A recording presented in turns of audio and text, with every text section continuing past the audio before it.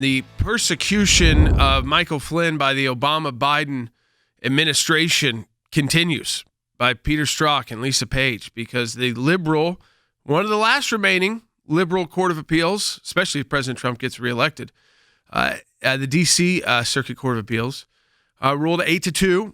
So you had the two judges that agreed with Flynn in the appeals court case before it went en banc, disagreeing with the majority here. What I don't understand is that the court would not address the appointment by Judge Sullivan of the amicus curiae. They danced around that, and they danced around whether or not he was disqualified by being a party. See, they never mentioned that directly there. They ignored that completely, even though the federal rules say that. Where is presumption of innocence in this case? The burden of proof in the United States of America always has to be on the prosecution. And when the prosecutors, in this case, they reside in the Article 2 branch, say that they do not have the evidence to proceed, and they don't think the case should have been brought in the first place because of the entrapment that was laid by James Comey, then the Article 3 branch has no decision to be made. And so presumption of innocence has gone out the window. And the other thing here, Jordan, the right to an impartial trial.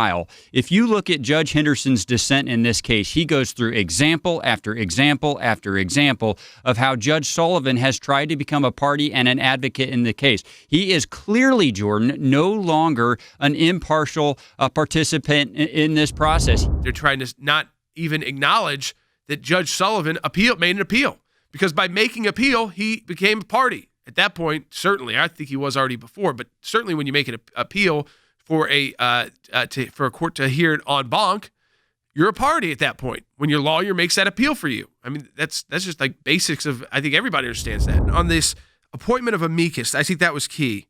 They said they conclude that the mandamus is unavailable, so they wouldn't rule on whether Judge Sullivan appointing that amicus, that former judge, to come in and argue against the Department of Justice, who said, we're dropping this, it was not legitimate, it was wrong, and there was no legitimate purpose in even beginning this investigation, and so we're dropping the charges. And usually, and then under the rules, when the prosecution says we're not going to prosecute, the judge dismisses the case. They don't bring in someone. There's no rule that allows them to do that, but this court refused to hear it. So you could look to the Supreme Court to try and get review of that matter. The entire picture here, it's coming into play, and the American people are going to know it. They already know that Vice President Biden was one of the ones that requested the unmasking shortly after that Oval Office meeting.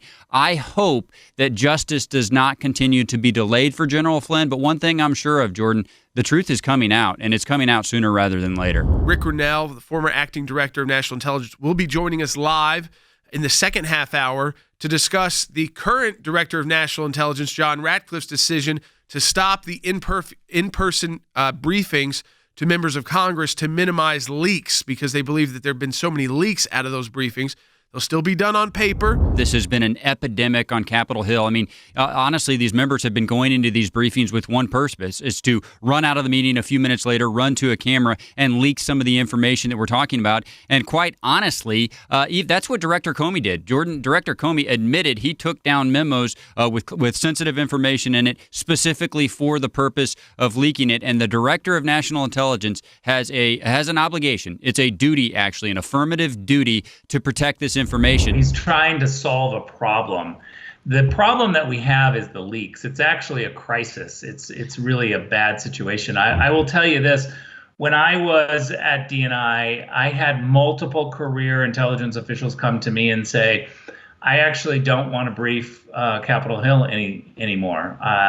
We had a briefing, and we had multiple people opt out and say, as a career person, I just don't want to do this. And when I really pushed to say why, they said, look, the information is being manipulated. It's being weaponized. It's being cherry picked. And what ends up happening is that person then becomes part of the political folly between the two parties, and that person's career is really impacted. Every reporter knows they're going to get written, finished intelligence products in writing, full context. So it's not just verbal, and it's not just, this is what I kind of heard. And if those reporters do get leaks, they know that's not necessarily the full story.